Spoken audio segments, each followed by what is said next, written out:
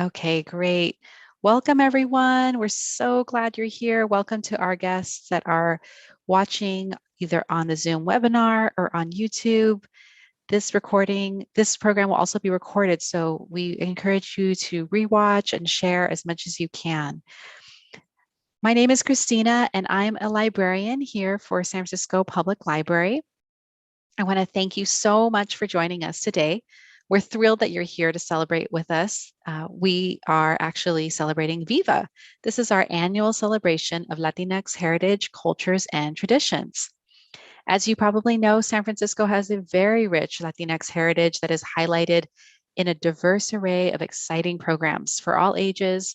We have Spanish bilingual story times, we've had cooking classes, author talks, and illustrator talks like tonight, and also cultural presentations. So we thank you so much for celebrating with us. Bienvenidos a todos. So today is a gorgeous, beautiful exclamation point to the end of our Latinx Heritage Month celebration. We do know that we celebrate this cultures and heritages from all over Latin America and also here in the US every month throughout the year. But this is our very special annual time when we put an extra special highlight on our heritages as Latinx people. Please check out the Viva webpage of the San Francisco Public Library. You could see all the events that have happened and also great book lists that support and celebrate the authors of Latinx heritage, the authors and the illustrators, and so much more. So be sure to check out our website and check out the chat for the link there. Before we start, we want to go ahead and acknowledge that we are on the unceded and ancestral homeland of the Ramaytush Ohlone, who are the original inhabitants of the San Francisco Peninsula. And we recognize that they continue to live, work, and play here today. As the indigenous stewards of this land, in accordance with their traditions, the Ramaytush Ohlone have never ceded, lost, nor forgotten their responsibilities as the caretakers of this place, as well for all peoples who reside in their traditional territory. We wish to pay our respects by acknowledging the ancestors, elders, and relatives of the Ramaytush community, and by affirming their sovereign rights as First Peoples. We also want to thank the Friends of the San Francisco Public Library for their generous support of this entire program series. Both Viva and all our cultural themes are supported by the Friends. To find out more, check out Friends of the San Francisco Public Library to support, and we just simply couldn't do this without them. Thank you so much. So without further ado, I want to introduce our amazing presenters tonight. Tonight's program is very special. We have some incredible Bay Area champions, artists, artivists, Leticia Hernández and Robert Liu-Trujillo. They are longtime Bay Area artists and activists. They're here today to share their process of working together on the Rise Home Stories project, which created the Alejandria Fights Back, la lucha de Alejandria. Please join 9-year-old Alejandria as she fights to save her neighborhood in this bilingual Spanish-English picture book, which centers youth activism amidst housing insecurity and gentrification. Sound familiar? I think so. This is a book for everyone. This is a universal story and one that really speaks to la lucha that's been happening in our neighborhoods here in urban cities, not only in San Francisco, Oakland, Bay Area, but throughout our nation. I want to let you know that great news, this book is currently available through SFPL via Hoopla. Hoopla is a super easy app that you can download onto your mobile device. The best thing about Hoopla is that you get to have the book instantaneously on your phone or your device. You don't have to wait. So check out Hoopla and give us a call if you need some help with downloading that, but it's super easy. So without further ado, let me go ahead and introduce our amazing presenters. First, the author of the book. Leticia Hernández-Linares is a bilingual, interdisciplinary writer and artist and racial justice educator. The first-generation US-born daughter of Salvadoran immigrants, she is the author of Mucha Muchacha, Too Much Girl. All of her creative and educational work incorporates storytelling and art, important tools for celebrating culture and community. Get this, y'all. She has lived on the same block in the Mission District of San Francisco for 25 years. That doesn't happen without lucha. She works to preserve the spirit and history of her neighborhood along with her 2 artivist sons and her neighbors and community. Please follow her on Twitter at Join Leticia. And joining her, I'd like to introduce the illustrator of this book. Robert Liu-Trujillo is a lifelong Bay Area resident. Born in Oakland, California, he is a child of student activists who watch lots of science fiction, Trekkie in the house here, and took him to many demonstrations. Always drawing, Rob grew up to be an artist, falling in love with graffiti, fine art, illustration, murals, and children's books. Through storytelling, he's been able to scratch the surface of so many untold stories. He's also the author and illustrator for Khan's First Flat Top, a book I personally love, and we were so glad to be able to bring Rob and that book when that first book got published to many of our libraries. So please learn more about Rob at work.robdon'tstop.com. And let's give them a warm SFPL welcome to our presenters. Take it away, Leticia and Rob. Thank you. Thank you. Hey, y'all. What's happening? Bienvenidos. So me and Leticia are going to read the book and trade off, and we hope you enjoy.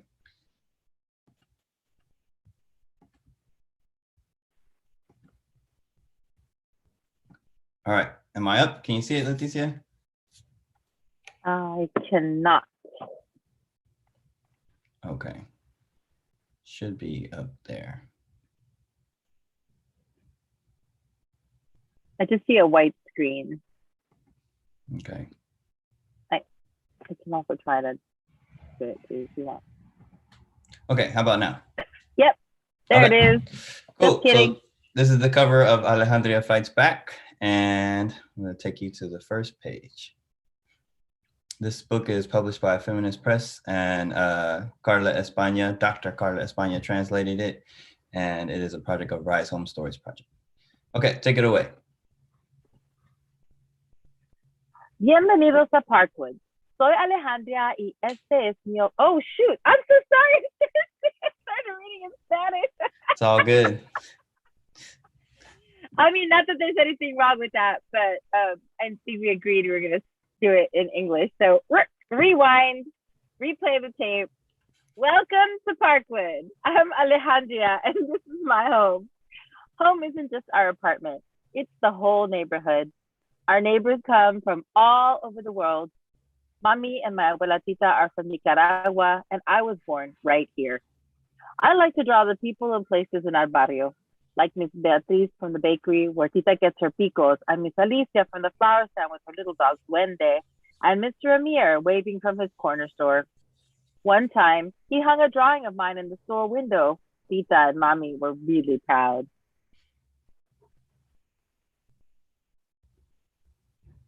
I'm outside. Mr. Amir is finishing my raspado when I hear someone shout, Ale! It's my best friend, Edgar. He was visiting his grandma in Guatemala, and it feels like he's been gone forever. What did I miss? Edgar asks. It's been a long summer, I say, and launch into the story of how we almost lost our home. It was the first day of summer vacation, and I was walking with Tita. She stopped to chat with Miss Beatriz. I ran ahead so I could play with Duende. I tripped and knocked over a sign. Miss Alicia came running. Ale, are you all right? Cut up to us. Ay, look at this. Another for sale sign. Miss Beatriz nodded. There's a new one every other day. The next day, I heard someone calling my name from down the hall. It was Julian. I walked over to his apartment and saw boxes in the living room. Hey, Julian, what's up? He frowned. We're moving. My dad said the landlord raised the rent, so we can't stay here anymore. It's too expensive. I felt bad for Julian and wondered, could they do the same thing to us? That night, I went to show Mommy my latest drawing. I found her in the kitchen staring at some mail. Look what I made. She seemed upset, like she was having a bad dream. Beautiful, hija, she mumbled, and looked back down at the paper. I started having hormiguitas, that feeling of little ants in my belly.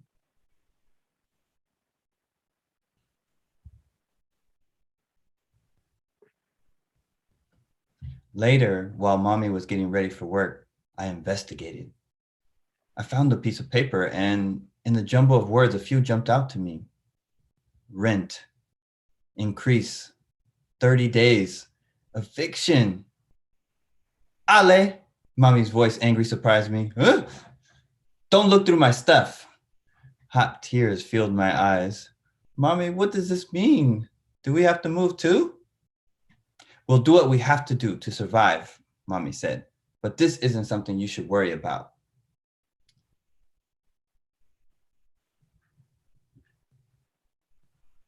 I couldn't sleep. I had so many questions. In Tita's stories about Nicaragua, she would always say, when the people in charge tried to bully us and push us out, we got together and pushed back. It all seemed so unfair. I wondered if there was anything I could do.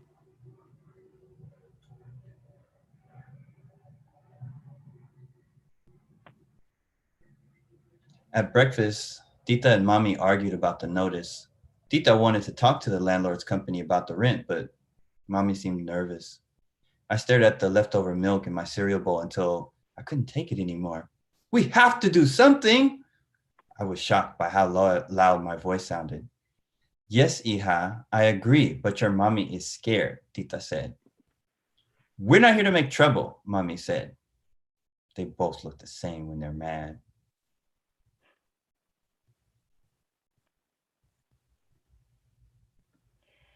Tita always says, knowledge is power. She took me to the library and we searched for tenants' rights online. I learned that tenants are people like us who pay rent to companies that own buildings. Some landlords care more about money than people, Tita told me.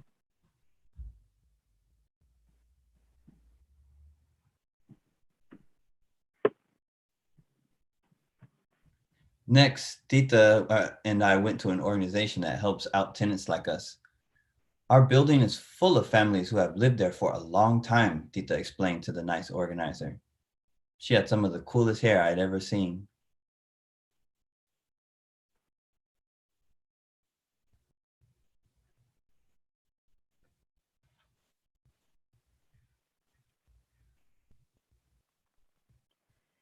This isn't just happening to you. The company owns a bunch of buildings in the neighborhood and they're trying to kick out a lot of people. The thought of all our neighbors having to move made my head hurt. You need to get your neighbors together, the nice organizer said, and fight as a group. I began to imagine us all as superheroes.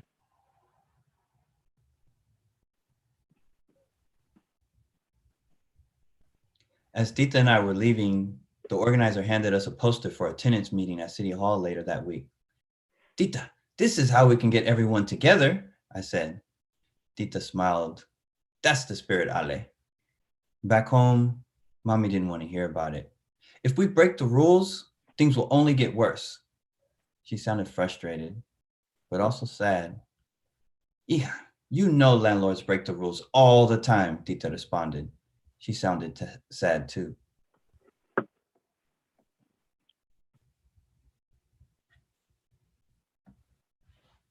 The next day, Tita and I knocked on our neighbors' doors and handed out flyers. Handed out flyers I'd drawn for the meeting. Some neighbors seemed nervous or even scared. When we knocked on Julian's door, I handed him a flyer while his dad watched quietly. The company has done this before, I said. They raise the rent so tenants have to move or they kick them out. Then they sell the building for a lot of money. But we can fight this if we go to the meeting.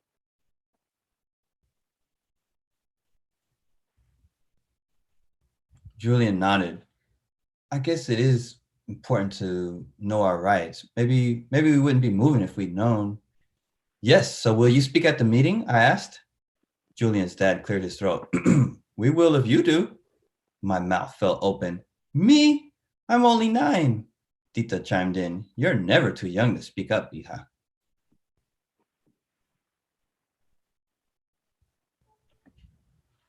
When we got to City Hall, I felt major hormiguitas in my belly. All our neighbors were there and they were fired up. Tita comforted me. Standing up for what you believe in is scary, but I know you can do it. I heard my name and it was my turn to speak. My face looked like a bright red tomato as I walked to the microphone. Then I noticed Mommy in the crowd.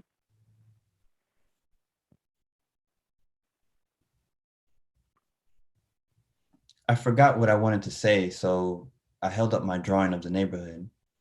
My name is Alejandria, and I was born right here in Parkwood. I want to show you that our home is not just our apartment, but our whole neighborhood. Mami, Tita, Julian, Miss Beatriz, Mr. Amir, Miss Alicia, Duende, we're like a big family, and we want to stay here. Like my Tita says, everyone should have a place to call home, no matter how much money they have. I hope you can make a law about that. When I finished, I saw that Mommy was crying and smiling at the same time.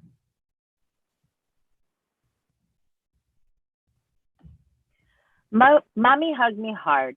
Ale, I'm sorry. I focus on work and worry a lot because it's hard to be an immigrant. Not everyone likes us. Mommy had never told me this before, but I'm proud of how brave and strong you were today. Tita joined our hug. She looked at Mommy, and I'm proud of you for showing up. Aww. As I finish my story, Edgar stares at me, shaking his head. I can't believe you spoke at City Hall, Ale. You're like famous. Thanks, I say with a smile. Come on, let's go. Where to? Edgar asks. The neighborhood potluck. It's our new tradition.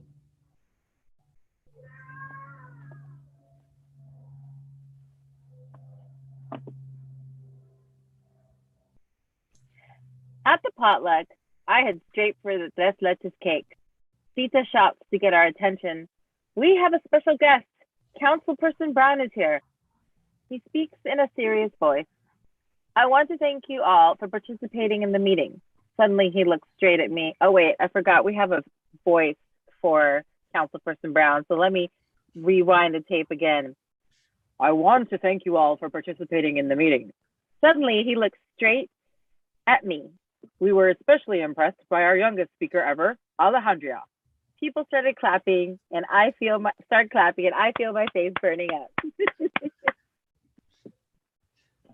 Mr. Brown continues. I came here to tell you personally that we're working on new rent rules to protect tenants like you, not just in your neighborhood, but across the city, so that everyone can stay in their homes. And we all cheer, yay, woo! I hear Mommy's voice behind me. Gracias, hija, she says. I turn and see she has her special dish of gallo pinto. What for, Mommy? For showing me that if we speak up, we can change things.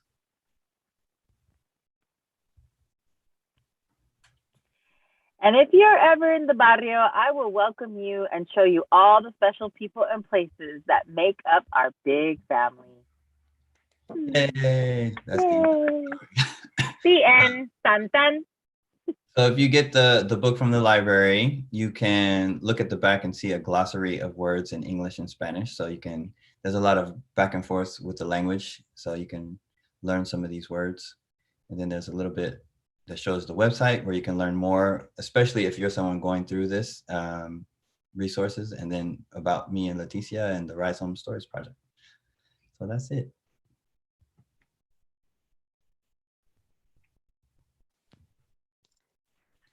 Thank you both so much. Oh my gosh, can we give them all snaps and claps?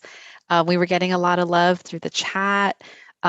So I just want to invite our attendees, if you want to ask a question of our presenters, go ahead and put it in the question and answer little box, or you can also just throw it in the chat and we'd be happy to answer any questions. Rob, did you have some process shots that you wanted to show us too? Yep. I will share it now. Awesome.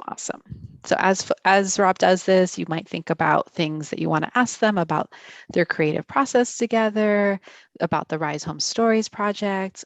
There's so much context that I'm sure we could learn even more about. So this is at the beginning of the process, this was actually the first spread of the book, but it got switched around later. So this is the neighborhood.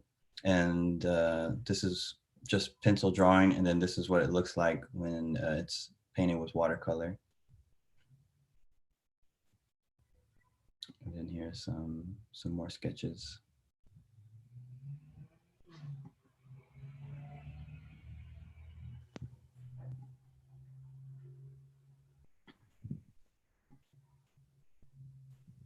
So yeah, that's just some of the process behind the artwork. Thank you so much, Rob. I guess one question that comes to mind for me is, where did you draw inspiration for your images, of communities coming together? And for you too, Leticia, are there real life stories that I'm sure you've experienced that, that the inspiration came from? Well, for the images, the team, both me and Leticia, drew from images of like the Mission District, or at least that's what I was thinking of image wise. And I think it comes through in the writing too, like some of the things that we experience if you live in the neighborhood or if you've been to the neighborhood. And then we work with people from all over the US. So I try to sprinkle things image wise from a lot of different places. Yeah, that was the challenge and the excitement for me of, I think if I was doing this all on my own, it would have been totally focused on the mission, unabashedly so, right? But the great part was to be able to write something that many different communities and kids could see themselves relating to, not in this totally universal way, but in an inclusive way, because so many people are dealing with this issue, and also recognizing that, the different landscapes in different neighborhoods across the country, and because we were part of a national collaborative, like Rob said. But definitely through my many decades of work, as a artist and educator and volunteer, and as a mother, and having dealt with this issue myself, and watching many neighbors and organizations struggle with it. Even this week, a longtime amazing artist, activist, housing rights activist, and family is fighting during this time when so many people are, facing eviction, and it's a huge eviction crisis. Still, this is nothing that's going away anytime soon, despite how much increase there's been in house folks on, just all around me.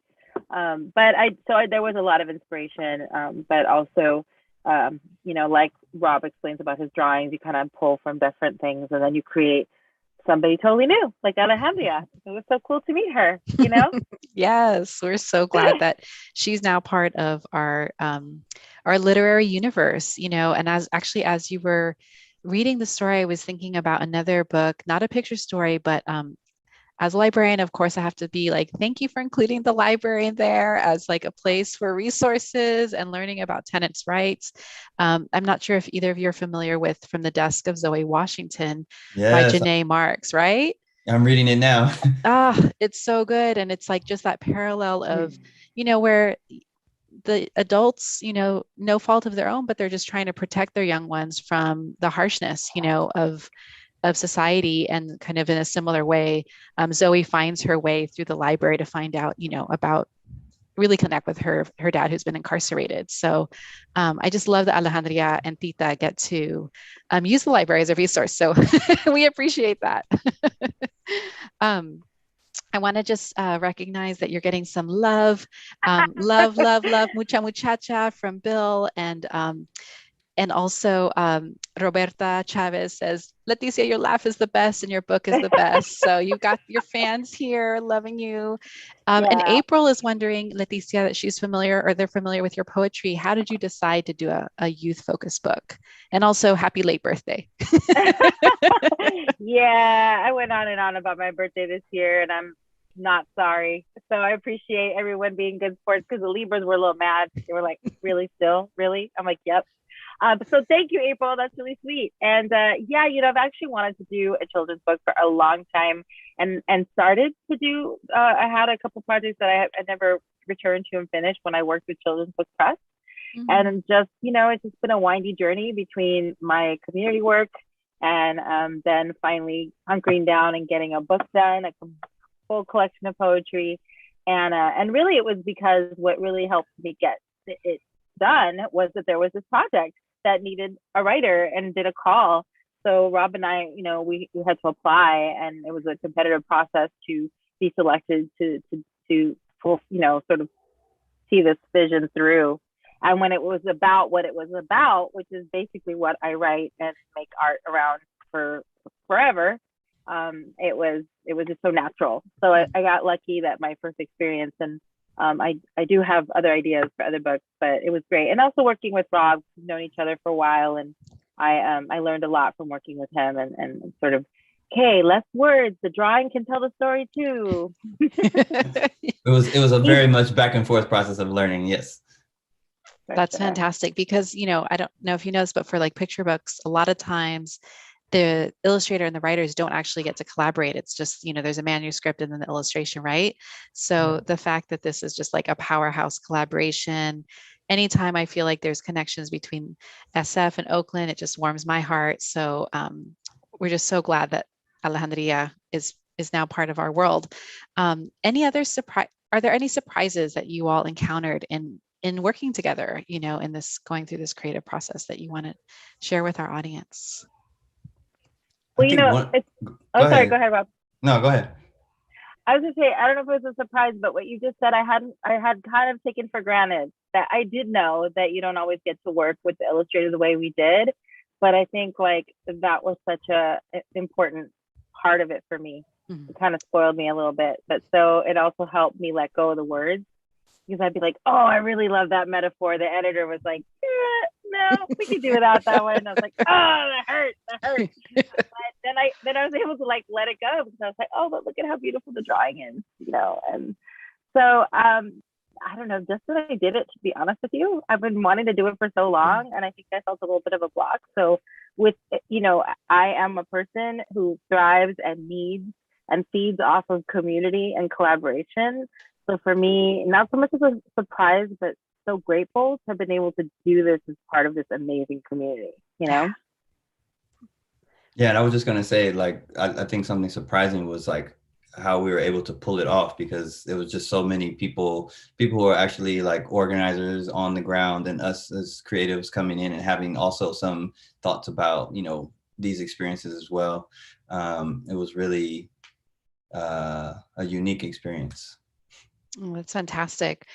I know that you've been bringing this to schools and connecting with teachers. I'm just curious, because obviously, and we, I think April earlier in the chat said, I'm so glad that there's a youth-centered book about this topic. What kind of hopes or dreams that you have for how, people, adults, will use this in connection with young folks, either teachers or parents? Well, I think there was a core group in this sort of larger national collaborative. There was a core group that worked on this specific project, right? And we started by visioning, right? It was like, we want to put a narrative out there that shows that advocacy and self-determination is possible and impactful, right? And that youth are capable of that, right? And that's some of the basic tenets of just sort of like liberatory education, right? Is and just community organizing, that the people have it within themselves to make change. But then that takes getting through the fear, right? The fear of getting in trouble, like Mommy does in the book, the fear of like just wanting to stay below the radar. And many of us renters know what that's like in San Francisco. It's like, oh, I can deal with that. Doors about to fall over, because they didn't hate nobody, just not to call the landlord, or other examples. And so I think there a lot of times people say, like April was like, how do you talk about your child with this, right? And having had to, I've learned, through many instances with the schools and whatnot, about children know much more than we think they do, and don't need us to shelter them, but to give them resources and avenues to talk things out and remove the boundaries of what can be done and can't be done. So so that Alejandria going up to the mic is actually happened in your life, like Yeah, I would just say that, especially in the kidlit world, I've definitely heard people in the past say, kids aren't ready for this, or it's going to be too much. But as we've seen throughout the process of making this book and reading it to kids and families, people are not only ready for it, but have been experiencing it for a long time. And it's like, where has this been? And with the Rise Home Stories Project, luckily they're working on other ways to talk about this as well through, animation, gaming, and podcasts. So there's multiple things to really engage people about this topic. That's great. Can't wait to see what else comes out of that.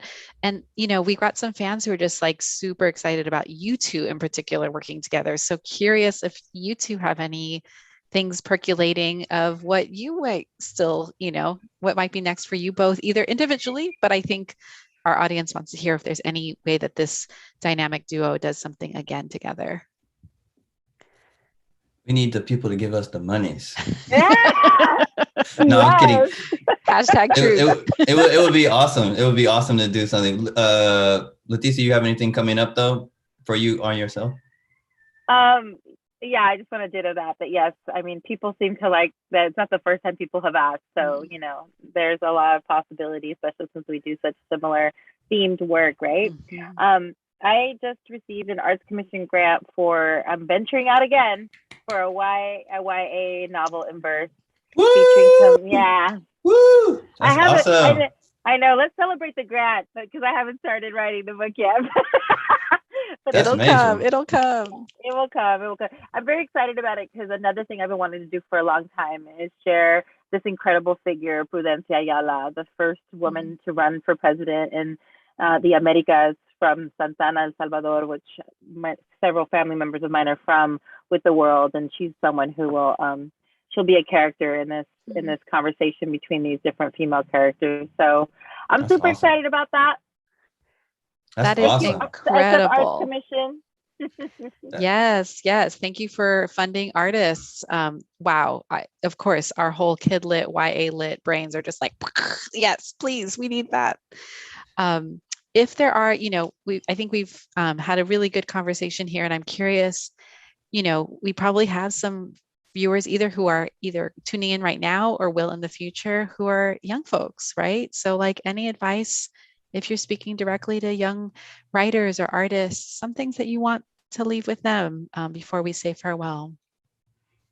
Well, I would say if people say to you that no one understands that, or we never heard that before, or I don't get it, then you're onto something.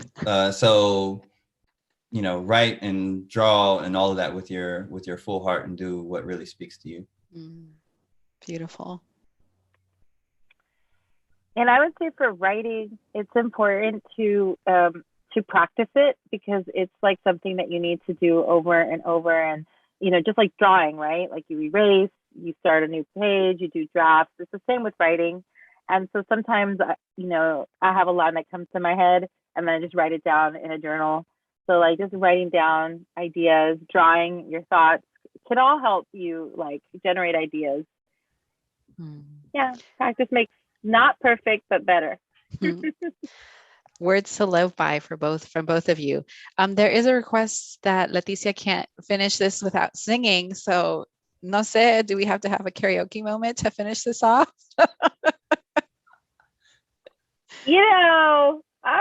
I was at my own birthday party, one of 10 of them, and poet extraordinaire Jenny Lim was like, Leticia, sing! Like I was just like, wait, I can't remember my party. Like, well, I will be part of the San Francisco Friends of the Public Library auction coming up in a few weeks. So you're gonna have to earn it. You're gonna have to come out in person, and then April, you find me, I owe you a song. So yes, thank you for that plug too. And April, we hope to see you there. What did you say, Rob? I said she's about to show up with a camera crew. Yeah. Like, okay, you said to find you. Record it. Oh, well, I just want to thank you both so much for putting your heart and soul into this, honestly. We're so happy that Alejandria is a character that is, while fictional, the embodiment of so many young people taking to the mic. I think that is for me like the most powerful moment when she's just up there and speaking her truth and then getting to tell that to her buddy. And he's like, you're famous. And it's like, yes, you are, and you're making change in your community. So it makes me kind of weepy here. So thank you so much for what you put down on the paper, both in paint and words. It really, really matters. And we thank you so much. Thank you. Thank you, Christina, for having us. Yes, thank you everyone who helped put this together. It's funny, I don't get tired of reading it, huh, Rob? You're like, oh. Yes.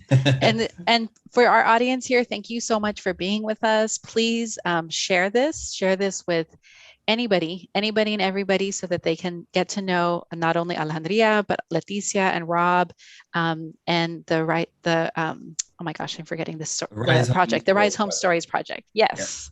Yep. So folks, we want to just thank you so much for joining us today. If you love today's program, check out our program offerings on our calendar, on our website, many more opportunities to engage in cultural programs like this. Even though this is the end of Latinx Heritage Month here at the library, we know that that continues all year long. But we are also moving into, because it's October, we're moving into Filipino American History Month. So as someone who is both Chicana and Filipino, I'm loving this crossover that we're experiencing right now. So check out our offerings for those programs on sfpl.org. That's it, everyone. Take good care of yourselves. Stay safe.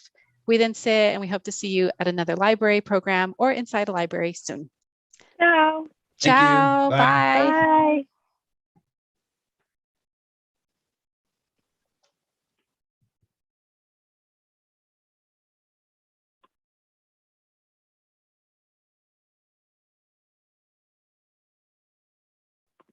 See ya.